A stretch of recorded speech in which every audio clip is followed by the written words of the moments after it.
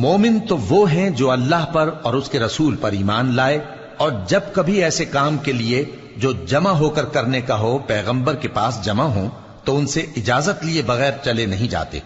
اے پیغمبر، جو لوگ تم سے اجازت حاصل کرتے ہیں وہی اللہ پر اور اس کے رسول پر ایمان رکھتے ہیں، سو جب یہ لوگ تم سے کسی کام کے لیے اجازت مانگا کریں تو ان میں سے جسے چاہا کرو اجازت دے دیا کرو، اور ان کے لیے اللہ سے بخشش مانگا کرو، کچھ شک نہیں کہ اللہ بخشنے والا ہے، مہربان ہے۔ مومنو،